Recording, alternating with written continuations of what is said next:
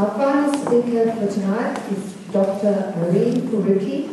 She has been a Greens Member of Parliament since 2013. She's a civil and environmental engineer who has campaigned tirelessly for public transport and is against the construction of urban toll roads such as the WestCONnex and the WestCONnex. Mehreen is passionate about public transport, about building a safer and healthier infrastructure for New South Wales. It's my very great pleasure to present Mehreen Faruqi.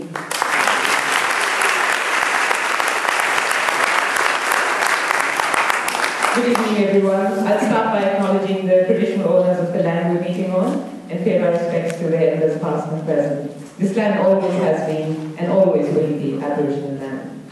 I'd also like to acknowledge my Greens colleagues, Jenny Leon, member for Newtown, Daniel Kogo, who's a Leichhardt councillor, as well as my Lower House colleagues, Joe Hayden and Judy Mackay. And thank you so much to Liz and Sally for organising this important event and for all of you for being here. Since starting my role in Parliament in June 2013, as Liz mentioned, I have been very openly and very vocally speaking out against this government's really ill-conceived and, as John said, illogical mega road building agenda, including the WestCONnex, the NorthConnex, and what Infrastructure Australia themselves in a report have called our country's hideously inefficient gambler's addiction to roads. Let's be clear up front though, no one here, including me, is anti-road, as the murder press would have us believe. But as a civil and environmental engineer, I very clearly know, and I have seen enough evidence to know that a massive multi-billion-dollar, multi-lane toll road is not a solution to Sydney's congestion problems. More motorways will bring more cars and more trucks. We've all heard of the induced traffic phenomenon. And I'm afraid that they will still be emitting toxic, poisonous pollution, and more of it. Hiding them in a tunnel will not magically make the toxic emissions go away. And ventilating tunnels only shift the pollution somewhere else. It still remains as pollution. This is dangerous, unsafe, and really outdated infrastructure. Yet, this Liberal National Government is pushing ahead with a really myopic tunnel vision without the community having seen a shred of evidence of why this project is important or why it should be built. No business case, no cost-benefit analysis, and definitely no suggestion of any other alternatives that might have been considered against this particular toll road. And especially when we have a history of similar projects which have failed miserably. We all know about the Cross City Tunnel and the Lane Cove Tunnel. And they've both failed on economic grounds, on environmental grounds, as well as a transport solution. Both of these projects were pitched to us as great, amazing solutions to reduce and to tackle Sydney's congestion, make our city work much better. But both have been disasters, and we, the public, are still paying for the private profits that companies are making from these toll roads. The only winners of these poor, bad political decisions are the private holding companies and the financiers, while the community and the environment are massive losers. And I have to point out that it is the successive failure of both the Labour and Liberal governments over the last many years to recognise the need for affordable, efficient, frequent, integrated transport options that has earned Sydney the title of the 4th worst major city for transport and infrastructure. The current Liberal National Government repeatedly claimed that they are building 21st century motorways. Now, I haven't seen a bigger oxymoron than that.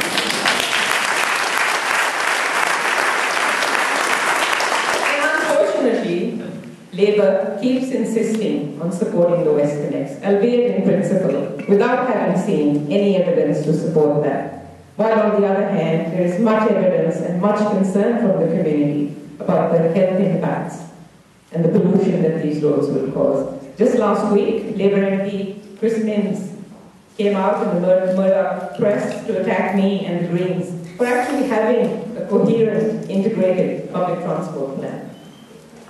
And again, let's be clear, no one in the world is actually building polluting toll roads in the 21st century. In fact, cities such as Portland, Bogota, Seoul, San Francisco are actually tearing down urban highways and instead either building open space or replacing them with public infrastructure, cycling, pedestrianization, or public transport.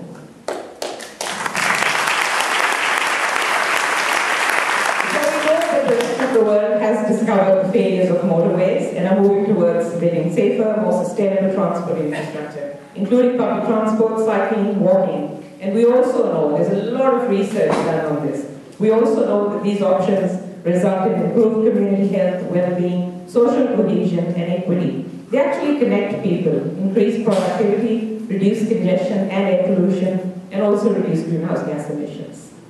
And it is high time for the New South Wales Minister for Roads, the Honourable Duncan Gay, to actually catch a train and come into the real 21st century, see what is actually happening here. Currently, in Sydney, only 20% of Sydneysiders use public transport to get to work, while 67% rely on private motor vehicles. In London and Paris, it's the exact opposite. Between 36 and 10% use cars, and between 42 and 36 use public transport. And up to 50% actually walk because there is provision of safe infrastructure. And there are so many exciting options and alternatives that we could actually be building to help our city become more livable, improve our quality of life, and help shift people from car dependency onto public and active transport. And these include more park and ride facilities, such as at the King's Road station, especially in context to WestCONnex. It includes the buyback of the private airport link stations, so that we can actually remove the access fee and more people can use that particular line. That will have a massive effect on reducing congestion around the airport. We can also build more light rail in the inner west. And we can build better public transport in Western Sydney, so not everybody has to travel into the city to work. It will provide big economic opportunities around those areas as well. And there are many more examples. There is our Greens plan for transport floating around, and there are a number of copies, so if you want to know more about what we think, what Sydney and New South Wales should look like, then just grab them. And of course, getting freight off the road is a key part of this plan. While the government say that they have a strategy to move freight onto rail, the evidence shows that they have consistently prioritized road freight projects over rail, which keeps the trucks on the road and keeps our freight cars incredibly emissions intensive. And WestCONnex is just further going to entrench that freight on roads.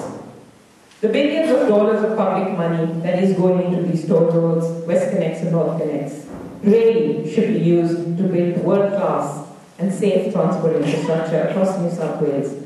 The transport infrastructure that we actually need and deserve, not one that fills the pockets of private corporations and the mates of the Liberal Party.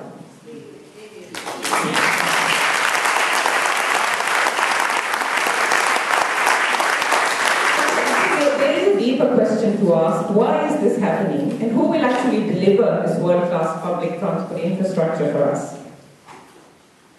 And when we think about infrastructure, the first thing that comes to mind in New South Wales is actually engineers and public service departments such as Transport for New South Wales and Roads and Maritime, who surely must be responsible for the planning and delivery of public transport in Sydney and in New South Wales. But it is quite revealing that on the one hand, our governments, both at the national level and at the state level, are so very keen on giving us billions of dollars worth of infrastructure, with Mr. Abbott wanting to be known as the infrastructure prime minister and Premier Mike Baird selling off public poles and wires to build transport infrastructure. Yet on the other hand, for years, they have been de-engineering the public service. According to a recent report from Engineers Australia, public service has shrunk from about 100,000 engineers in 3 decades ago, to around 20,000 in 2011. And I'm sure it's even much less now. In the 1990s, engineering positions were made redundant in the Department of Public Works and Services. And now, the Baird government is set to strip an already depleted public works to whatever in-house construction, planning and management expertise there is left. The same story has panned out in the changeover from Rail Corp to Transport for New South Wales, and from RTA and Maritime to the Roads and Maritime Services. And this hollowing out of the public engineering sector was done to give way to this outsourcing strategy, somehow a miracle solution which would reduce costs for infrastructure, and also increase efficiencies. The reality, as we all know, however, is really quite different.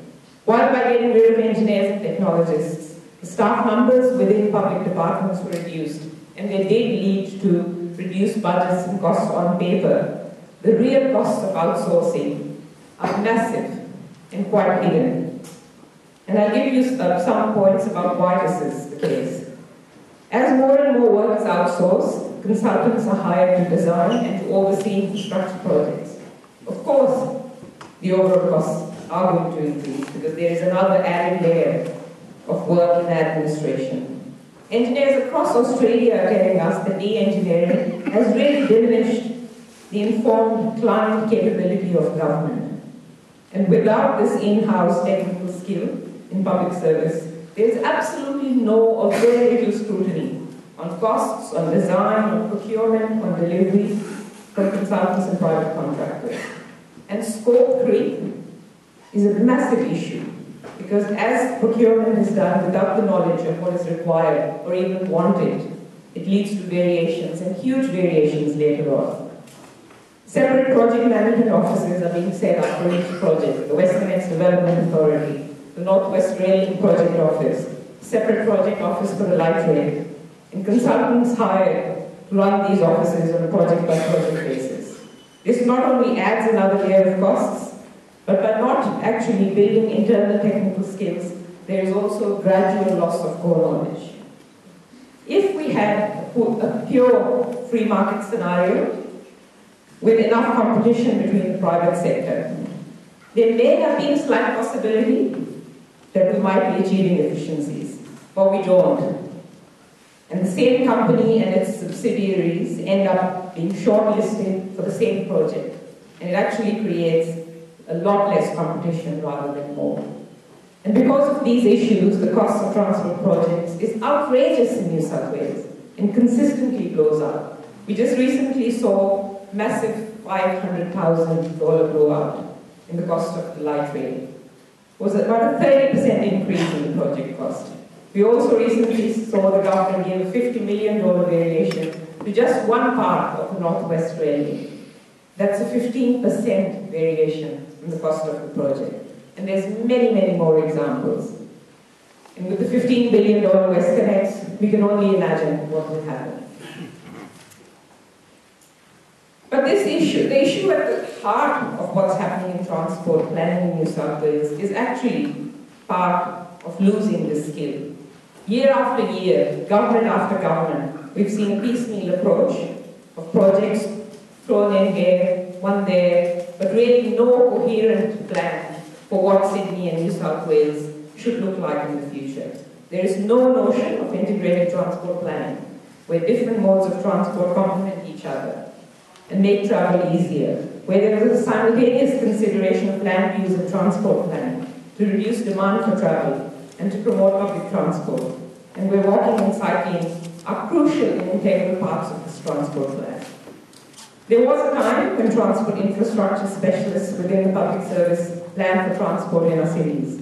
And of course, Dr. John Bradfield is a classic example, a public servant who had the vision to build something we're still using 100 years on.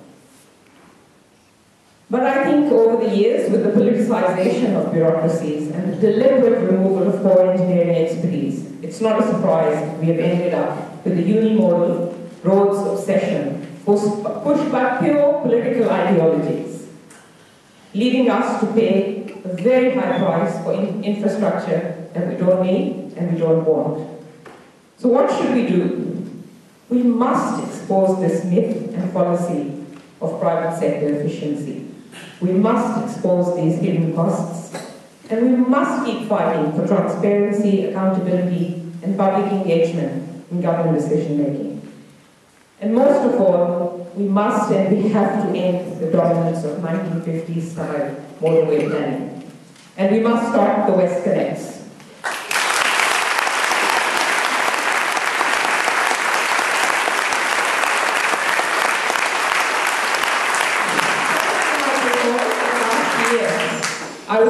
successful in releasing a lot of secret papers on the WestCONnex, and we got a lot of stories out of that. And on behalf of the Greens this year, I have given notice of parliamentary inquiries into both the WestCONnex and the NorthCONnex projects. And it's your job now to try and convince politicians on all sides to support these inquiries, so we can actually bring out into the open the unsavory reality about these wasteful and polluting tunnels and actually stop them. And it is amazing, it has been amazing for the past 2 years to work with all of you and so many others in the community who've been standing together against this destructive toll road agenda. An agenda that will actually rob New South Wales of the services we need. And it is only strong grassroots movements like this that have changed the course of history. And we can do this again. We must never forget that the power of the people is always much greater than those supposedly in power. And of course, the Greens will be standing with you, shoulder to shoulder, hand to hand. Thank you.